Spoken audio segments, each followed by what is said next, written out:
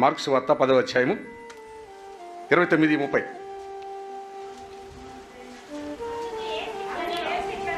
అందుకు యేసు ఇట్లనెను, నా నిమిత్తమును సువార్త నిమిత్తమును ఎవరిని వదలాలి? ఎవరి నిమిత్తము? క్రీస్తు నిమిత్తమై సువార్త నిమిత్తం ఏ వదలాలి? ఏముంది నీ ఇంట్లో? ఏముంది? పక్క పానుకుందా? సుఖ సంతోషాలు ఉన్నాయా? ఇష్టానుసారం జీవించే జీవితం కావాలా నీకు?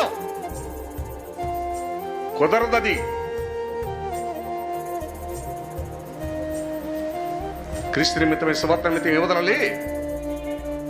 వదలగలిగితేనే క్రైస్తవుడు క్రైస్తవురాలు, లేదా గెట్ అవుట్.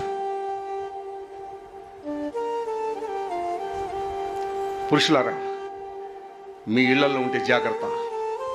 మీరు తప్పు చేస్తే చీల్చి పడేస్తాడు. ఇయాల నేరని వాడు దద్దమ్మా, క్రీస్తుకు మహిమకరంగా బ్రతకని వాడు పనికిరాని వాడు. ఎందుకంటే క్రీస్తు అధికారం ఇచ్చినాడు. విశ్వాసులుగా మరలా చెప్తున్నాను, ఇది మరలా చెప్తున్నాను నేను. విశ్వాసి భర్తకి, విశ్వాసి భార్యకి మాత్రమే చెప్తున్నాను. అవిశ్వాసాలు ఉన్నారా? Get out. నాకు సంబంధం లేదు మీ గురించి. ఎన్నో మార్లు చెప్పున్నాను. వినని వారికి వారి గురించి కాదు, తప్పిపోతున్నారు మీరు. వారు కూడా తప్పిపోయారు, మీరును తప్పిపోతున్నారు. కుదరదు. తప్పిపోతే తప్పిపోయిన లెక్కలకు వెళ్ళిపో. నటించక ఇక్కడ. నటించే బ్రతుకు అక్కర్లేదు ఇక్కడ. అందుకని నా నిమిత్తమును సువార్త నిమిత్తమును ఇంటినైనను తమ్ముడు వచ్చి సువార్తకి వెళ్ళొద్దంటే వాడు ఏం చేయాలా? ఏం చేయమన్నాడు? అన్నని ముద్దు పెట్టుకున్న తమ్ముళ్ళని ముడిచిపెట్టుకున్నారు. ఈ రోజుకి పోతావు నశించి. డైరెక్ట్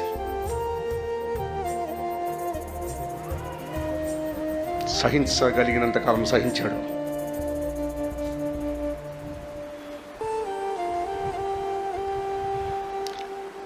ఒక లిమిట్ ఉంటుంది.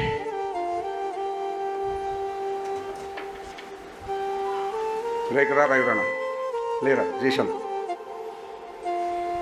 అది నేను ఎంతవరకు సాగదీస్తాను? సాగది.